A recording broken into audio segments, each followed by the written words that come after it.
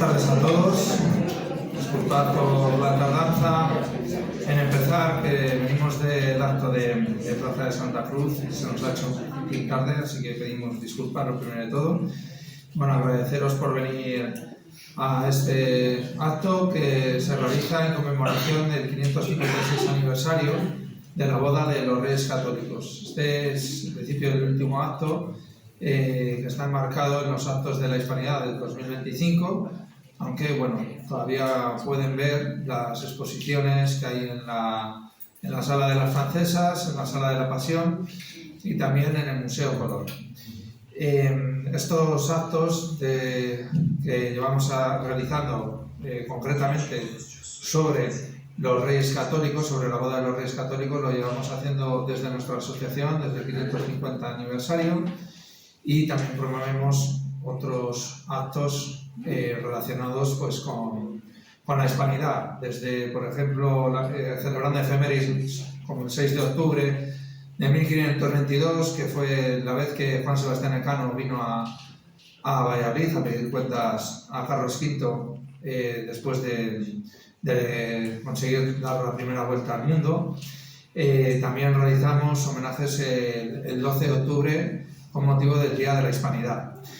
Y bueno, entendemos que esta fecha del 19 de octubre de 1469 es una de las fechas más importantes no solo en la historia de Valladolid, sino en la historia de España y de la humanidad.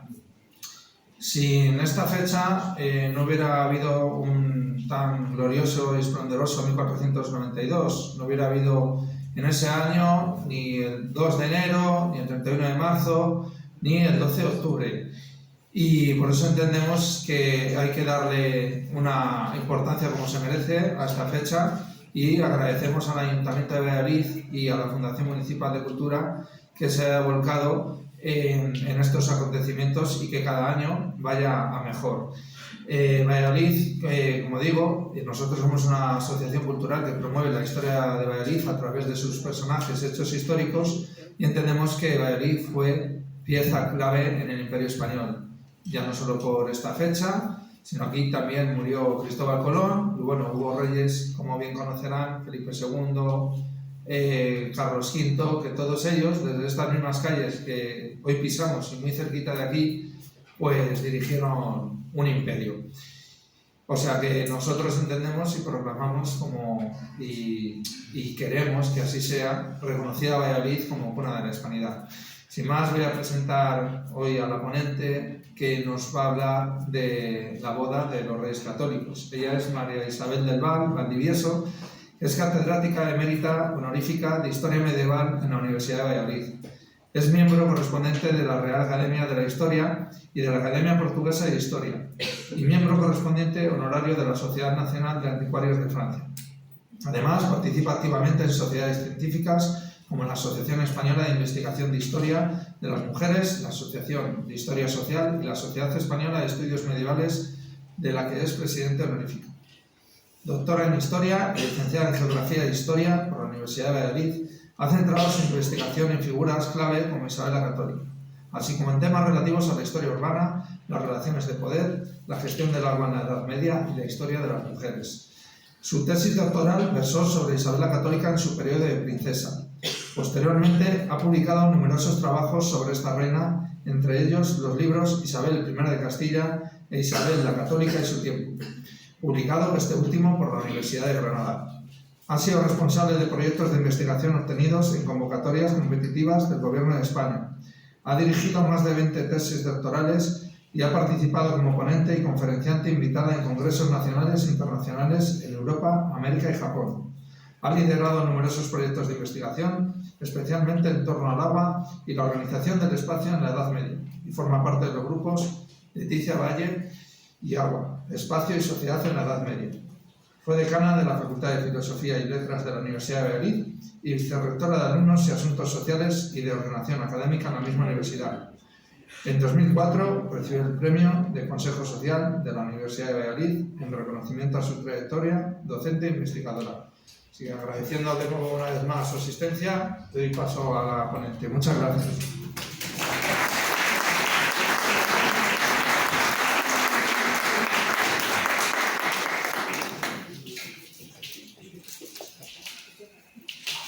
tardes. Muchas gracias a la Asociación Conde Pedro Ansúrez por haberme dado la oportunidad de estar esta tarde aquí con todos ustedes. Y muchas gracias también a la Casa Revilla y a la Casa Revilla por acogernos en este lugar que yo creo que es emblemático en Valladolid para la transmisión de la cultura.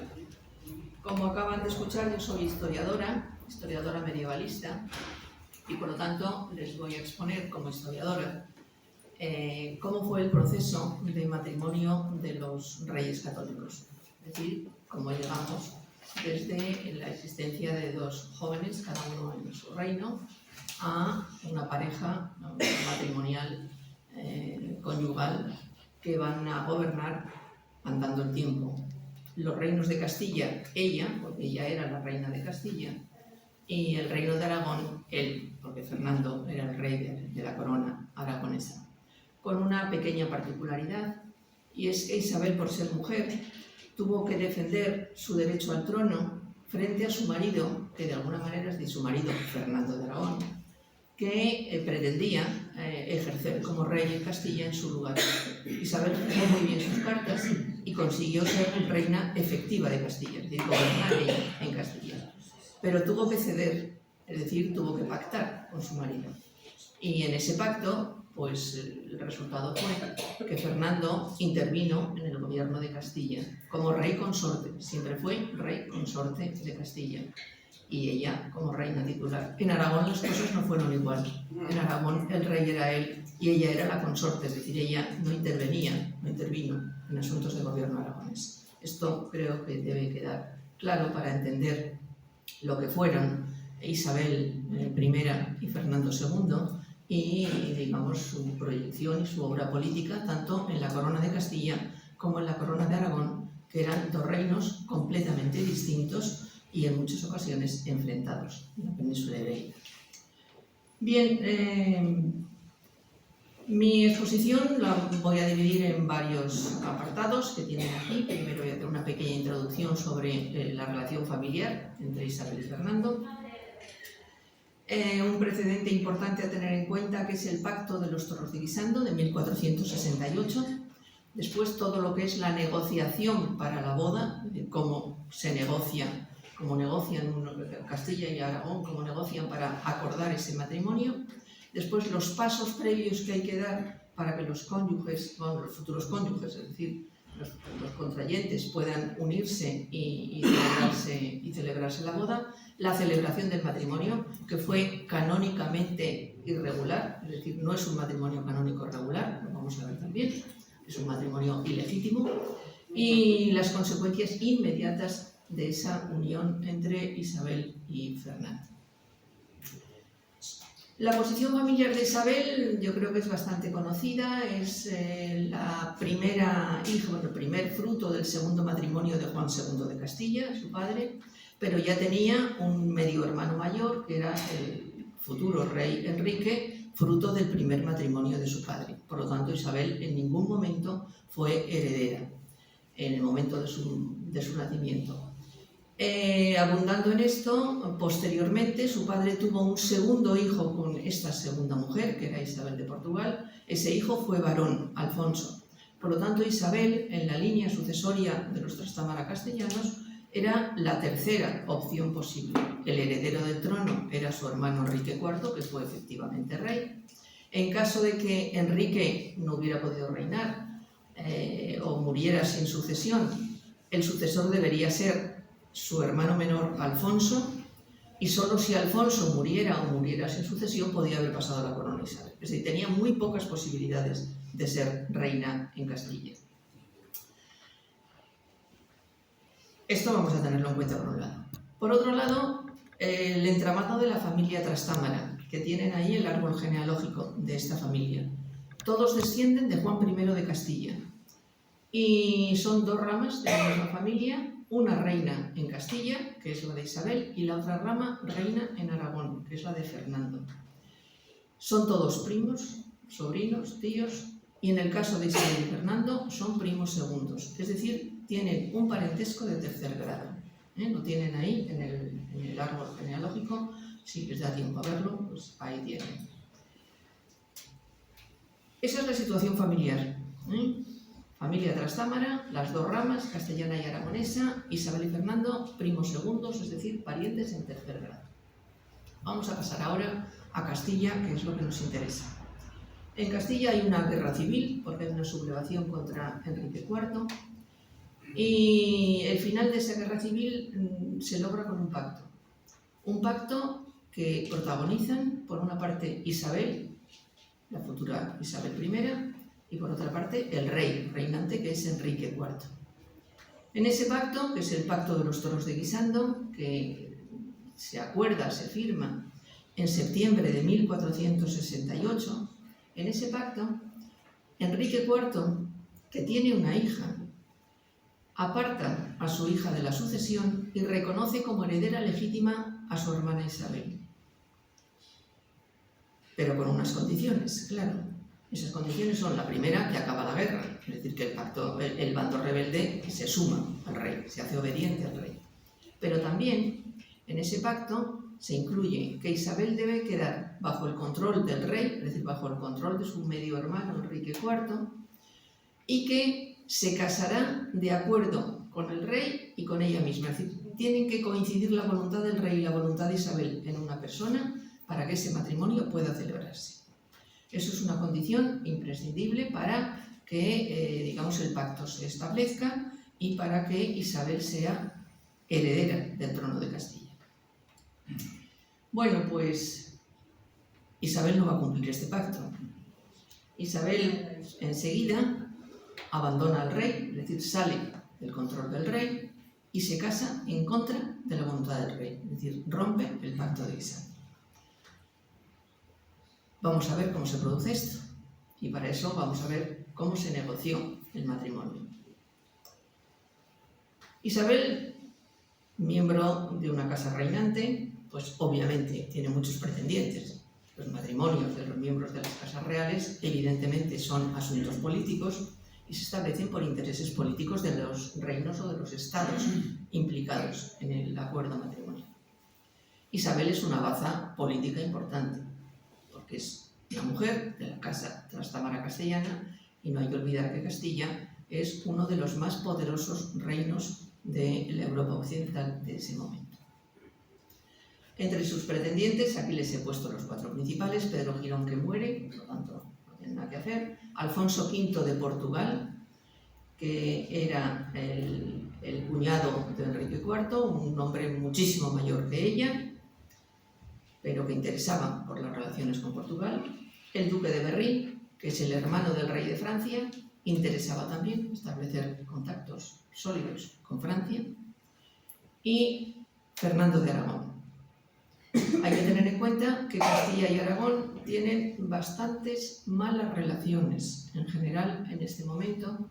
Enrique IV se ha opuesto activamente al rey de Aragón, que es Juan II, y digamos que la afinidad política no es la ideal, una relación entre dos reinos.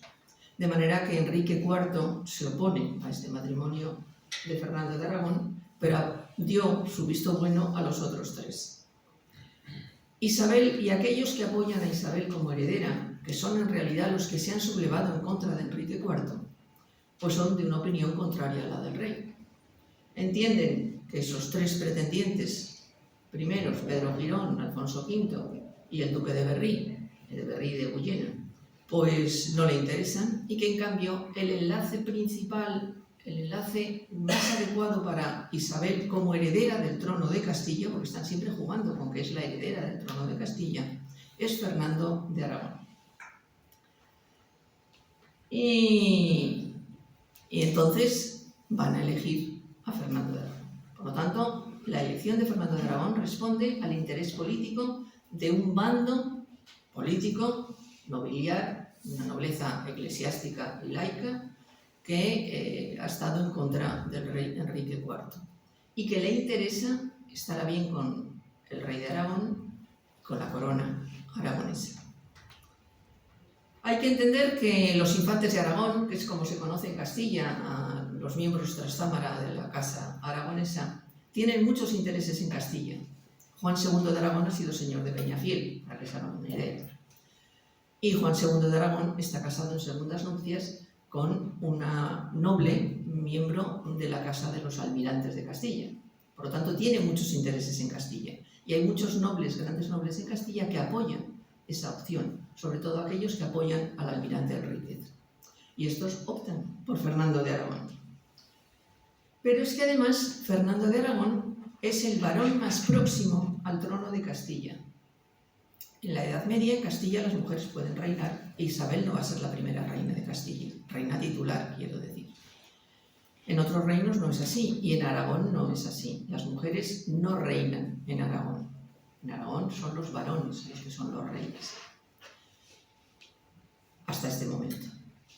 ¿Qué sucede entonces? Pues que Aragón tiene pretensiones de que si Isabel es la heredera, Isabel es mujer, y se casa con su primo segundo Fernando, que es el varón más próximo al trono castellano, Fernando podría ser el rey titular de Castilla, el rey efectivo de Castilla. Y por lo tanto, Aragón uniría a sus posesiones la corona castellana, que como les acabo de decir, es uno de los reinos, de los estados más poderosos de la Europa de entonces. Por lo tanto, tienen mucho interés en esta boda, en esta unión, aspirando a hacerse con Castilla. Bueno, todo esto le es presentado a Isabel, e Isabel acaba convencida por las personas de su confianza de que efectivamente Fernando es el candidato mejor, sobre todo porque casándose con él neutraliza su peligro a que la disputa el trono, a que pretenda ser el rey. Isabel pretende casarse con él y luego convencerle de que la reina es ella. Por lo tanto, Isabel opta por Fernando con el fin de neutralizar un potencial peligro posterior. Y Aragón y los aragonesistas castellanos porque quieren engrandecer esa rama trastámara aragonesa y el reino de Aragón. Bien, una vez convencida Isabel, y una vez que Isabel acepta que Fernando pueda ser su marido, se inician las capitulaciones matrimoniales. Bueno, quiero decir, la negociación de las capitulaciones matrimoniales. Esas capitulaciones matrimoniales se firman entre enero y marzo en Cervera, en Aragón. Y en esas capitulaciones se pone muchísimas restricciones al novio, al futuro marido de Isabel, porque se pretende que no pueda avanzar políticamente hablando, sobre Castilla, es decir, que no pueda oscurecer el poder de Isabel en un futuro.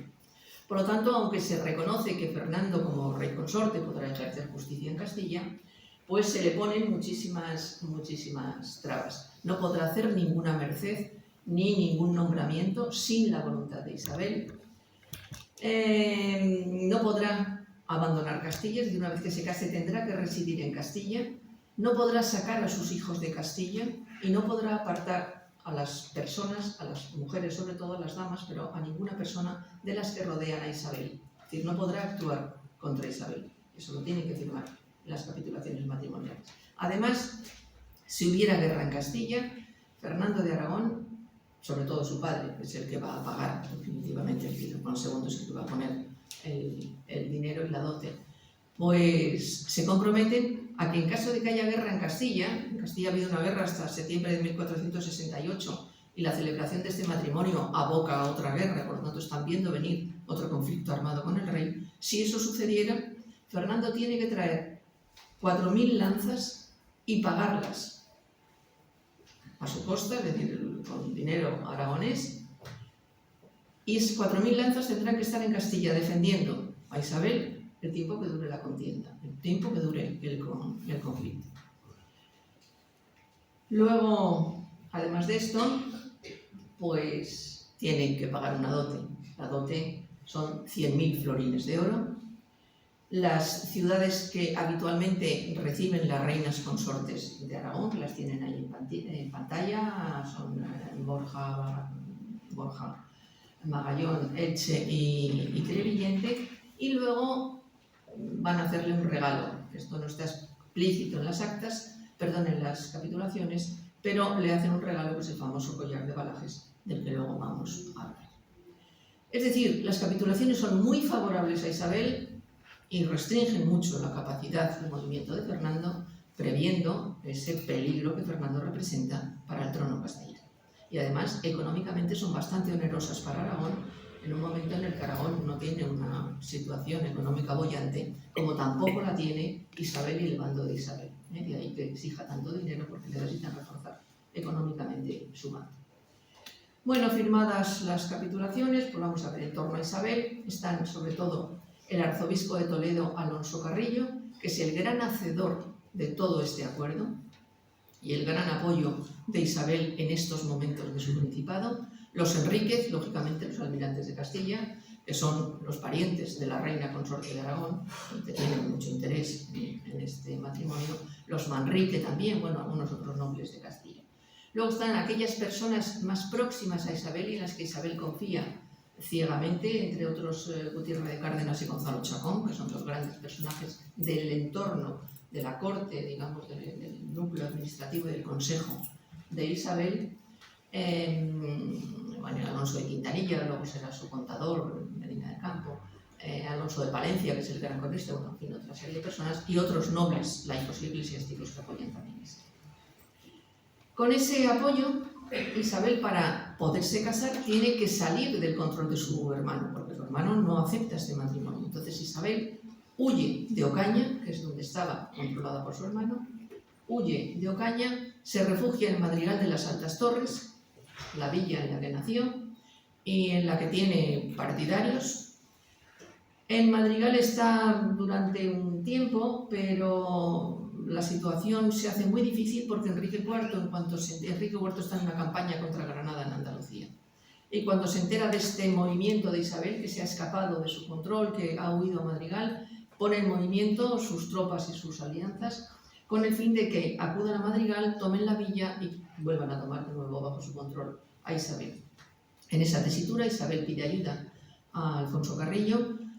Alfonso Carrillo le manda un pequeño ejército, algunos otros nobles van a apoyarla también. Huye de Madrigal antes de que lleguen las tropas de Enrique IV. Y en esa huida de Madrigal intentan ir hacia Ávila, pero evitan Ávila porque parece que hay una peste y se refugian en Ontiveros, y el 30 de agosto Isabel entra en Valladolid y se refugia en Valladolid. Por eso se casaron aquí. 30 de agosto de 1469, pues esto es porque hay una mosca. Perdón. El 30 de agosto entra en Valladolid y se aloja en las casas de Juan Vivero, que todos ustedes conocen, hoy es la sede del Archivo Provincial de Valladolid. Bien, una vez en Valladolid, escribe a su hermano el rey, porque todo el empeño de Isabel a partir de ese momento es intentar convencer a Enrique de que lo mejor es que se case con Fernando, con el fin de conseguir el consentimiento de Enrique, porque Isabel sabe el peligro que está corriendo, rompiendo con el pacto de Guisano.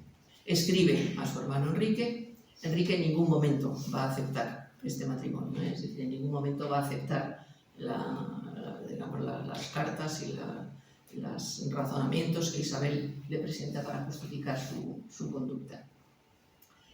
Además de escribir a su hermano, empieza a buscar apoyos entre la nobleza y las ciudades. Isabel necesita apoyos en el reino para poder sacar adelante este proyecto y permanece durante todo el mes de septiembre en esta villa, en Valladolid, bien acogida por su concejo, y el día 12 de octubre pues tiene su primera entrevista con Fernando de Aragón. Pero vamos a ver cómo llega Fernando de Aragón hasta aquí, porque Fernando de Aragón está en sus posesiones, en su reino, está en Aragón. Bueno, una de las primeras cosas que hace Fernando en el mes de junio es acudir a la ciudad de Valencia, donde está el famoso collar de Balajes que le va a regalar a Isabel, es decir, un collar de perlas y de rubíes. Tienen en pantalla la descripción de ese collar que hemos encontrado, pero bueno, que ahí está descrito con sus perlas y sus brillantes y sus hilos de oro. Consigue este collar y mientras tanto Alonso de Palencia, que es el cronista que forma parte de alguna manera de todo este entramado y de las negociaciones que tienen lugar, Alonso de Palencia está en Aragón intentando convencer a Juan II que deje salir a su hijo de Aragón, porque Juan II se resistía porque era muy peligroso, no tenía más hijos varones, Juan II, y por lo tanto si perdía a Fernando era un grave problema para él.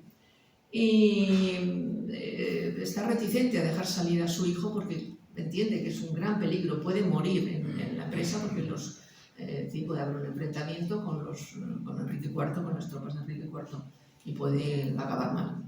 Entonces Juan II se resiste y Alonso de Palencia ha ido a cobrar toda la parte de la dote que pudiera, más el famoso collar, y además a convencer a Juan II.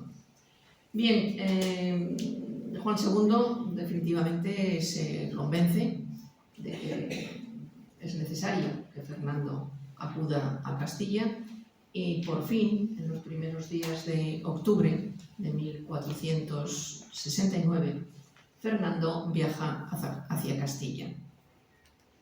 En ese momento Fernando no solamente era el heredero de la corona aragonesa, era también el rey de Sicilia, un reino que tiene un sistema fiscal muy favorable a la corona y que aporta abundantes rentas a su titular.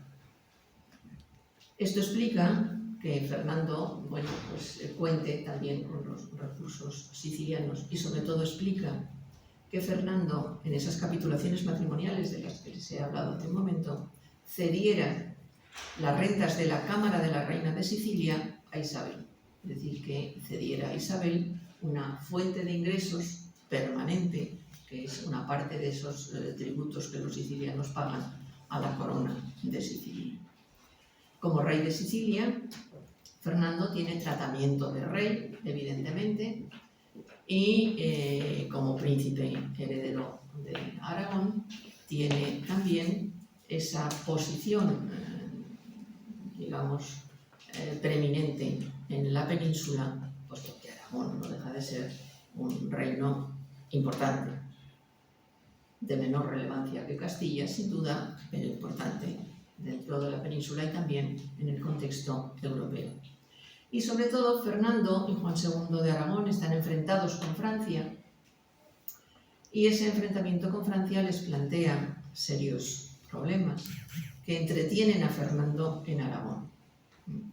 Porque Fernando tiene que atender, además, a los asuntos propios del Principado del Reino de Sicilia y esta guerra con Francia que Aragón tiene de forma prácticamente permanente. Bueno, solventados todos estos problemas y convencido, como les he dicho hace un momento, Juan II, de que es imprescindible que Fernando llegue cuanto antes a Castilla y cuanto antes se celebre el matrimonio, Juan II acepta que su hijo salga y Juan II sale de Zaragoza el día 5 de octubre, habiendo jurado previamente, 5 días antes, el día 1 de octubre, juró que no haría mercedes en Castilla sin autorización de Isabel. Es decir, en Castilla tienen bastante miedo a que Fernando intervenga y le hacen hacer ese juramento antes de salir de Zaragoza. Bueno, hace ese juramento, Juan II le da su permiso para que haga el viaje y deciden que el viaje se haga a escondidas.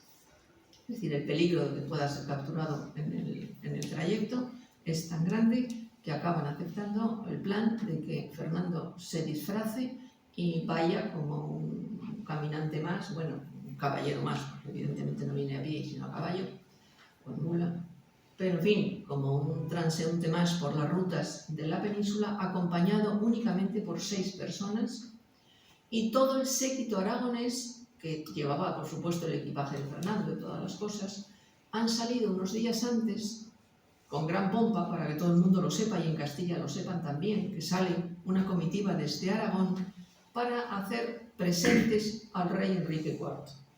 Por lo tanto, es todo una puesta en escena con el fin de ocultar que lo que se está haciendo es dando el paso definitivo para que Fernando pueda estar en Castilla y pueda casarse con Isabel.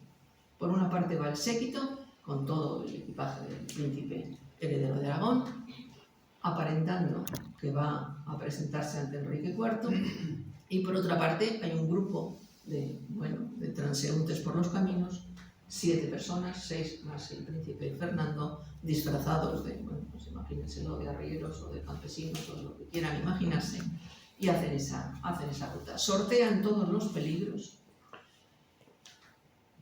Salen de Zaragoza, como les decía, el día 7 están en Burgo de Osma, el día 8 están en Gumiel de Mercado y el día 9 están en la Fortaleza de Dueñas. Por fin están a salvo.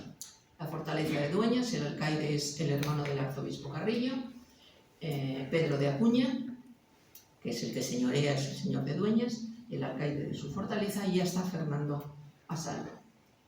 Una vez que está a salvo en Dueñas, bueno, se organizan las cosas y Fernando viene por primera vez a Valladolid, todavía en secreto, todavía de una manera taimada, porque el peligro todavía sigue siendo grande a pesar de que Valladolid apoya a Isabel.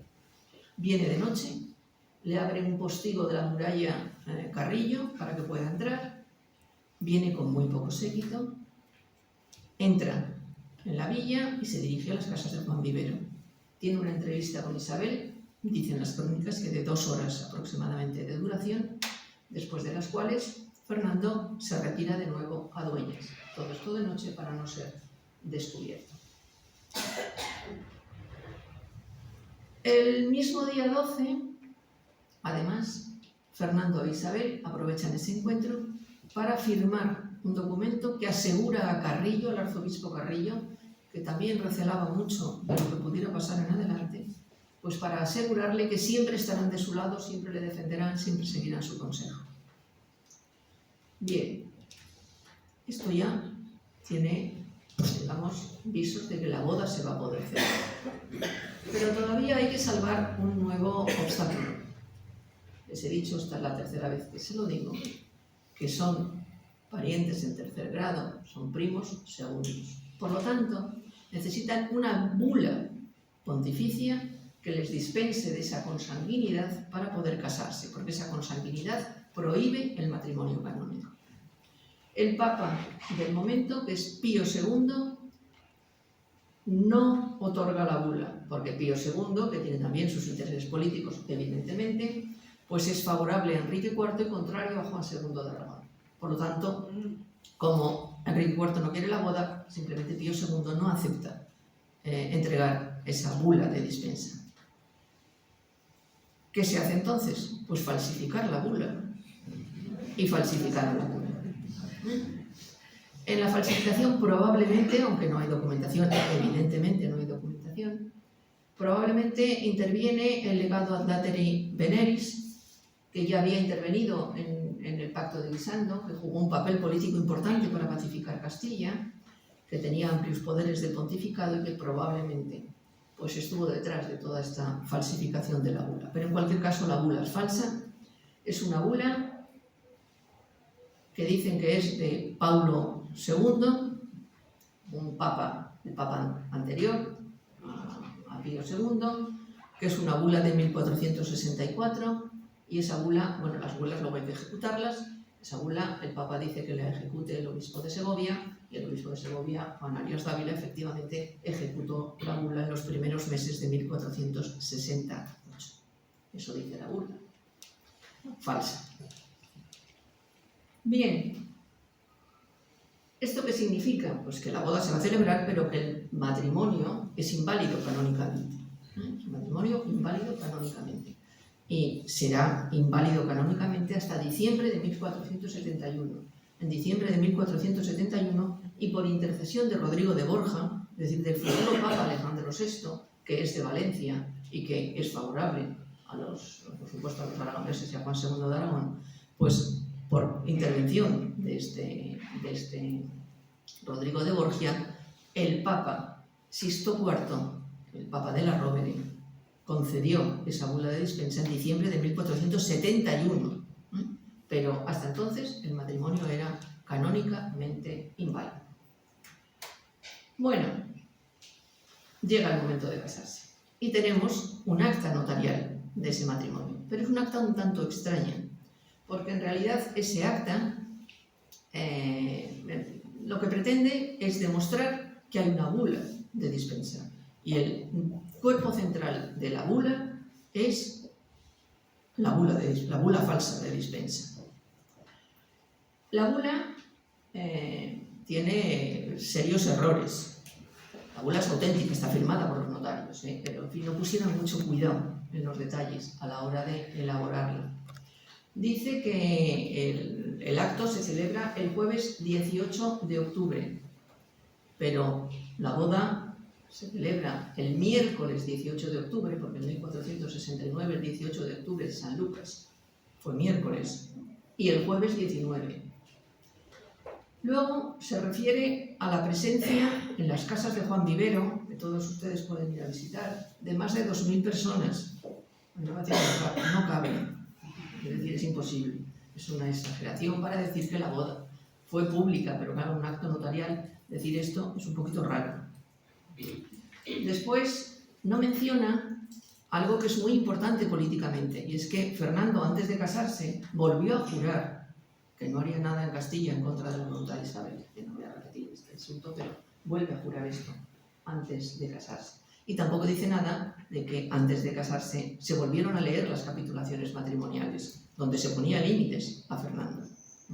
De esto la bula no dice nada. La bula se limita a copiar la bula por extenso, la bula, falsa bula de Paulo II, y luego mezclar los actos que se hacen el 18 y el 19, porque la boda, como muchas bodas, o casi todas las bodas, en esa época se celebraban en dos partes. Primero los esponsales y luego la boda canónica propiamente dicha. Y esto es lo que hacen Isabel y Fernando. Primero los esponsales y luego la boda canónica con la misa de velaciones propiamente dicha. Bien. Sabemos que seguro la boda se celebra el 18 y 19 y también sabemos seguro que el matrimonio se consuma la noche del 19 al 20. Y lo sabemos por una carta de Fernando que escribe a los jurados de la ciudad de Valencia.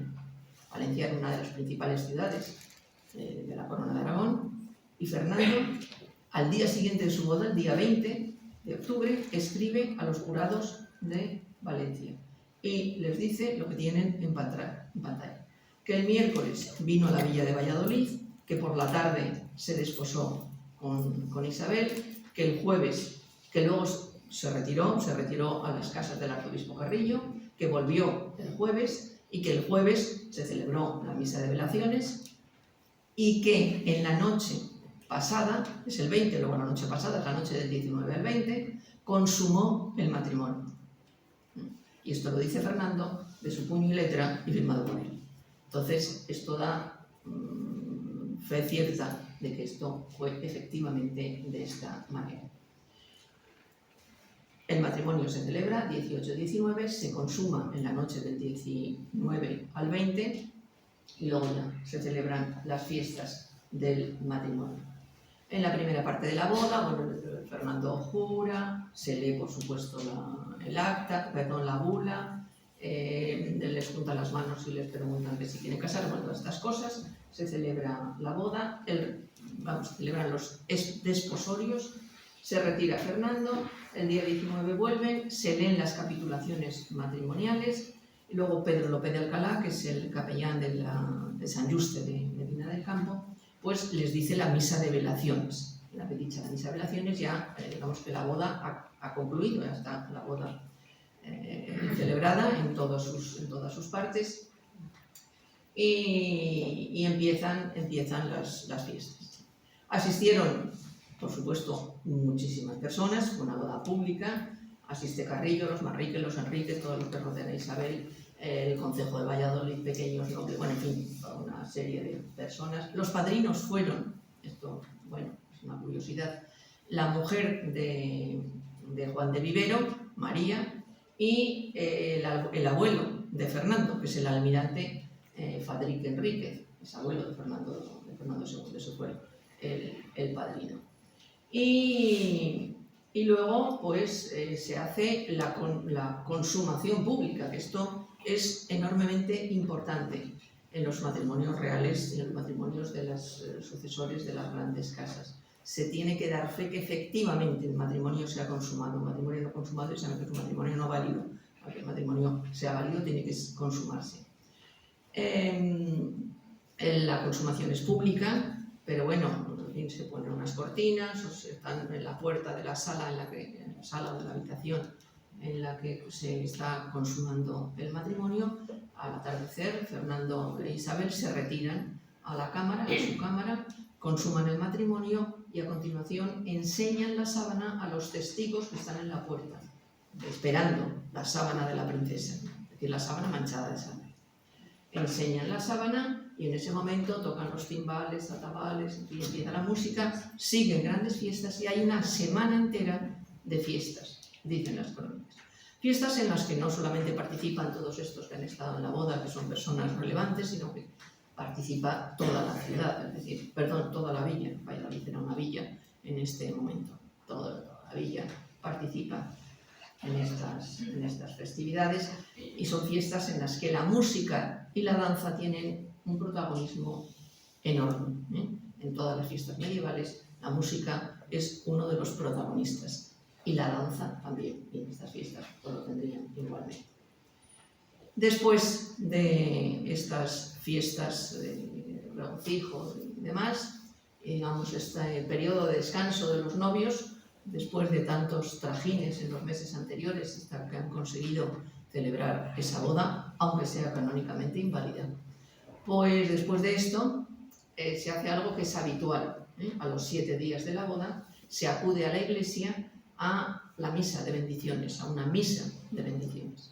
Esa misa de bendiciones se celebra en la Colegiata de Valladolid, en la parte de las ruinas góticas, evidentemente, es ahí donde esa era la parte de la Colegiata que estaba en uso en ese momento, donde está el Museo Catedralicio, el Museo Diocesano.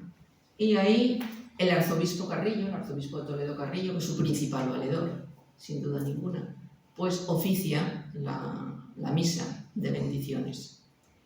Y el sermón se lo da un personaje de enorme relieve, que dejó también mucha huella en esta villa vallisoletana, el dominico Fray Alonso de Burgos, que es el que sermoneó en esa circunstancia.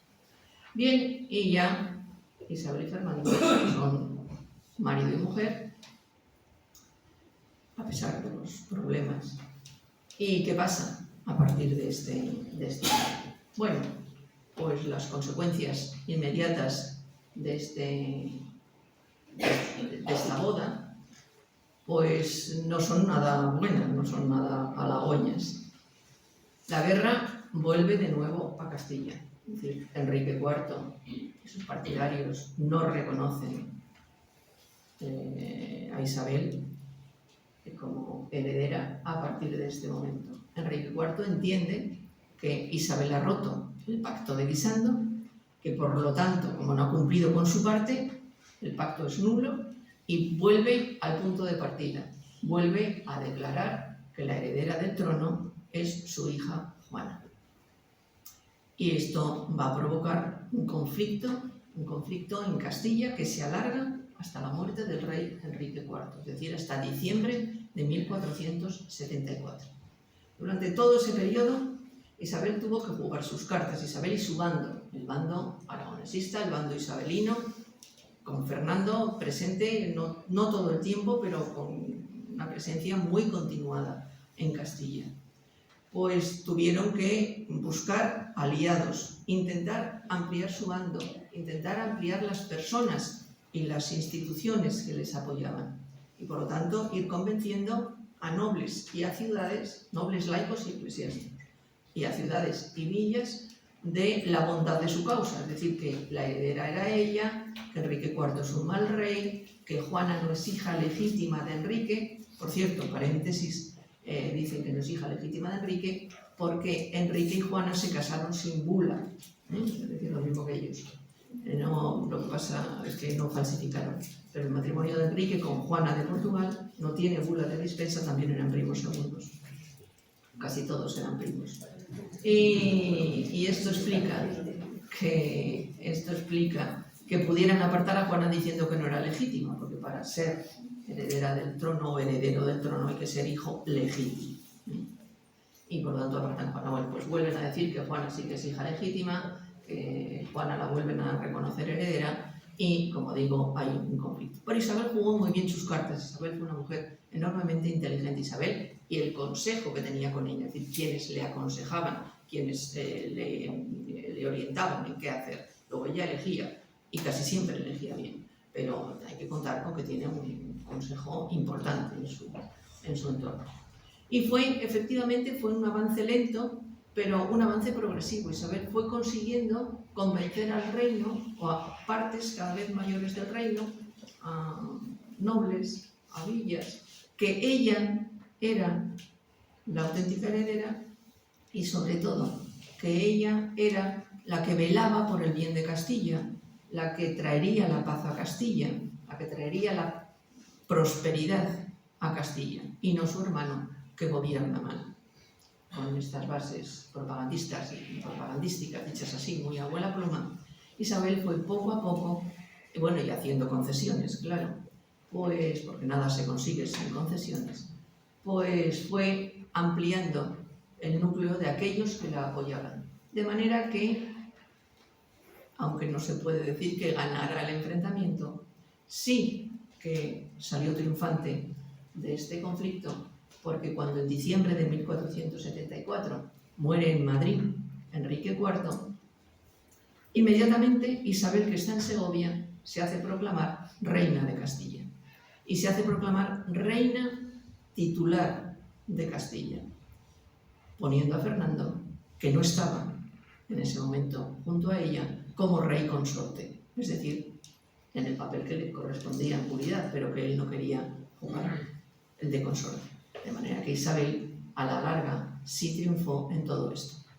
Y entre tanto, pues habían conseguido legitimar su matrimonio y legitimar a su primera heredera, que era la princesa Isabel, se llama Isabel, la hija primera de Isabel y Fernando, porque como les he dicho antes, en 1471, en diciembre de 1471, el Papa Sixto IV, pues concedió, por influencia, por intercesión, por presión o por convencimiento de Rodrigo de Borja, la bula de dispensa de la que no dispusieron en el momento de su boda en Valladolid. Nada más, muchas gracias.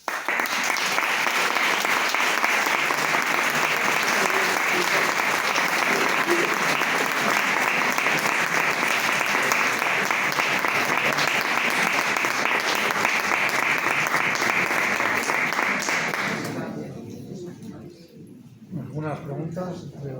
Los organizadores dicen que si quieren hacer alguna pregunta, que haya algún momento, no sé. Yo quería preguntar, una vez que ella se proclamó reina en Segovia, me imagino que los que estaban a favor de Enrique IV y de su hija Juana, continuaría la lucha con ellos. Sí, claro, hubo una guerra civil. Es decir, Isabel llega al trono con una guerra civil de por medio, una guerra civil que va de 1475 a 1479, son 4 años de guerra.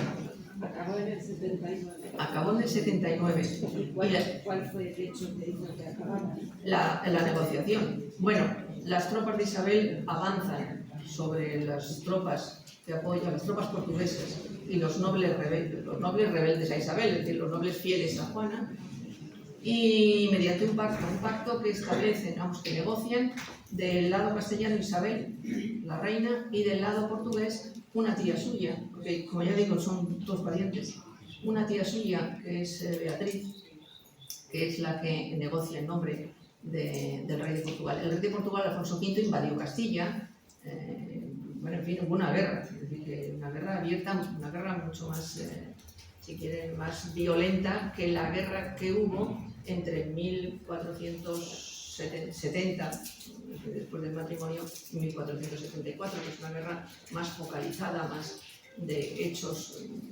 relativamente aislados y donde la diplomacia jugaba bastante. En la guerra civil fue una guerra civil en toda regla. ¿Tiene un nombre ese pacto que...? Bueno, son los tratados de Alcáçovas, se conocen porque se firman en Alcáçovas. Sí. Y son tratados que firman Castilla y Portugal, que establecen la paz y hablan de la paz. Juana es apartada definitiva y absolutamente. Aunque Juana siempre se llamará reina de Castilla y siempre firma como la reina.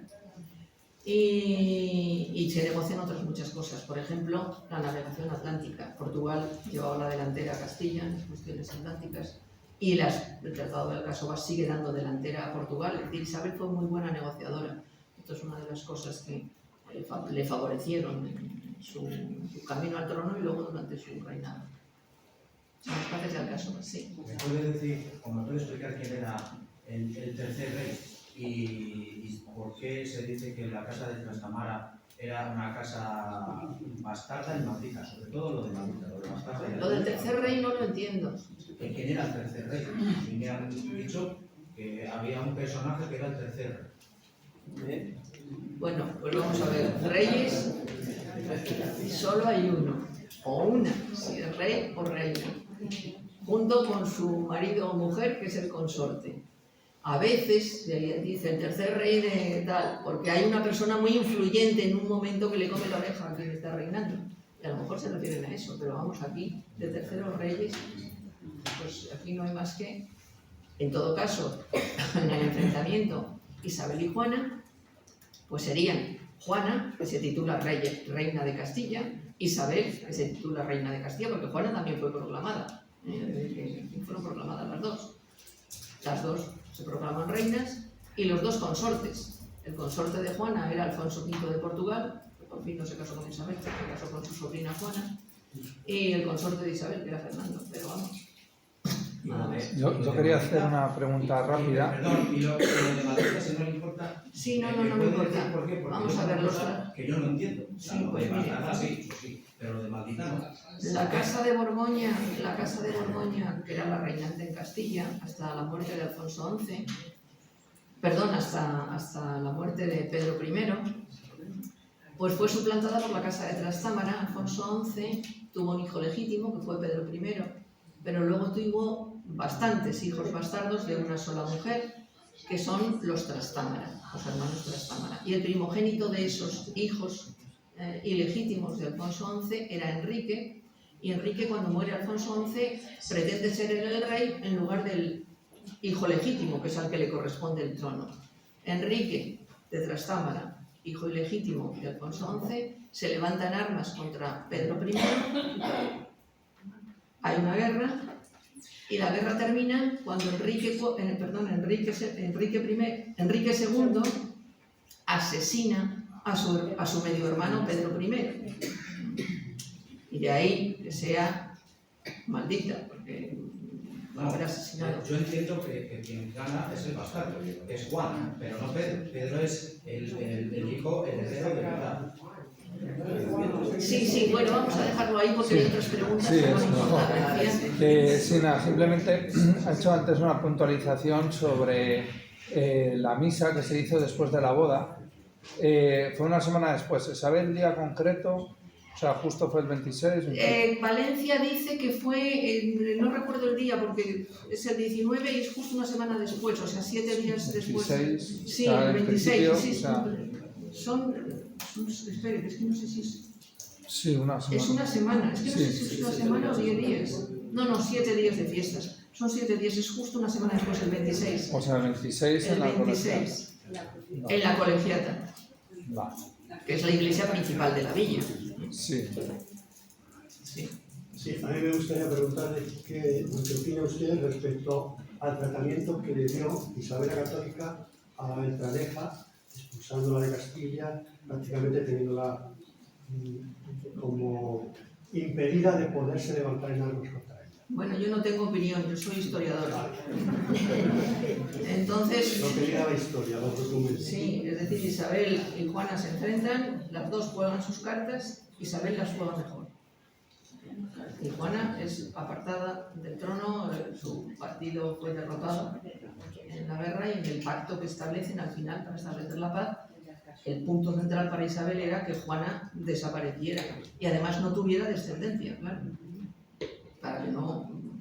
Y eso Isabel lo consiguió.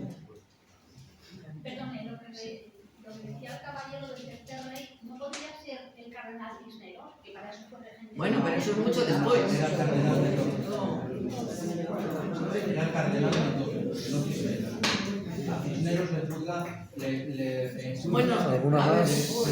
sí. por la toma legal. ¿Alguna más? Perdonen, que están haciendo una pregunta. Muchas gracias y felicidades por su conferencia. Es solo una duda. ¿La expresión monta tanto, monta, nace en vida de los reyes? Sí, sí, es el lema que lleva Fernando en unas justas. ¿Y Sí. lo crean ellos propio o...? Bueno, cuando hay justas, cuando los caballeros que justan llevan lemas en honor a sus damas. Claro, la dama de Fernando era Isabel, evidentemente, quiere decir que si están casados es su mujer, evidentemente. Y llevan un lema, y eso fue un lema que llevó Fernando. Eso está estudiado en Dianet, puede encontrar trabajos sobre ese asunto si le interesa. A ver, por aquí había una, sí, dígame. El hermano menor de Juan, de Isabel, que estaba por delante de ella como heredero, se unió a la causa de Enrique. Bueno, es que no se puede, vamos a ver, no se puede resumir todo en una hora. Alfonso estuvo sublevado contra Enrique IV, los enemigos de Enrique IV le nombraron rey, es un rey ilegítimo, pero es Alfonso XII, es el falso Alfonso XII, y murió. Y murió de enfermedad, quiere decir que... Se habla de la farsa de arte.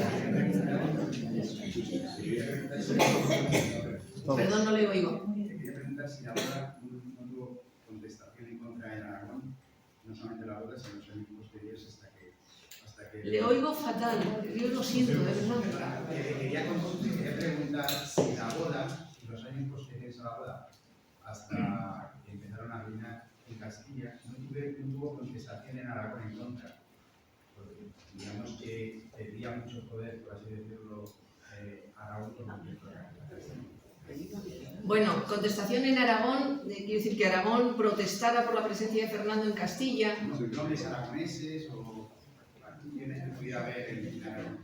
Bueno, Aragón vamos a ver, Aragón tiene una estructura y una entidad política completamente distinta a Castilla. Cada uno de los reinos tiene un estatuto independiente o bueno, separado de los otros reinos, es decir, es el reino de Aragón, el reino de Valencia, el reino de Mallorca y los condados catalanes.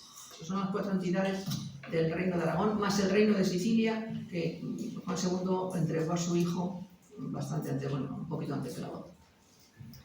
Y en Aragón tenían serios problemas internos como para ocuparse de otros asuntos. Juan II no podía protestar, es decir, que el rey evidentemente no. Y la contestación al rey iba más centrada en otras cuestiones que no en los asuntos castellanos. De todas maneras, Fernando tuvo que abandonar Castilla en diversas ocasiones para ir a defender los intereses de Aragón, sobre todo en la guerra con Francia, en la guerra del Rosellón, que está desarrollándose paralelamente a todo esto. Sí. Sí, ¿qué cambió cuando se proclamó reina Isabel, lo que habían pactado en las actas matrimoniales para llegar a la Concordia de Segovia después? ¿Qué cambió? Pues que Isabel admitió que Fernando pudiera gobernar en Castilla, que es precisamente lo que impedían las capitulaciones matrimoniales. Es decir, que pudiera hacer mercedes, que pudiera hacer nombramientos, que pudiera tomar decisiones sin que Isabel le autorizara. Es decir, Isabel le da una especie de autorización ya durante todo el resto del reinado. Entonces, eso establece un reinado conjunto en Castilla, que no es correspondido en Aragón. Isabel en Aragón no tiene los mismos poderes que Fernando tiene en Castilla. ¿Pero quién cede, Isabel? ¿Perdón? ¿Quién cede la Concordia esta de...? Cede, la que cede es Isabel, que es la que tiene el poder, claro. La que cede es Isabel. Isabel cede ante las pretensiones de Fernando. Y de esa manera Isabel sigue siendo la reina titular y es la que gobierna y es ella la reina, pero Fernando también gobierna y también es rey de Castilla. Ahora bien, y es una prueba evidente de que Fernando es rey consorte, cuando muere Isabel, Fernando no es el rey. Cuando muere Isabel, la reina es Juana. Luego otra cosa son los problemas que hubo, pero Fernando es el rey consorte, pero con amplísimos poderes, prácticamente con todos los poderes en Castilla, para intervenir estando su mujer. A Isabel no la proclamaron reina, se autoproclamó al día siguiente de morir su hermano. Bueno, vamos a ver. Isabel fue proclamada reina en Segovia.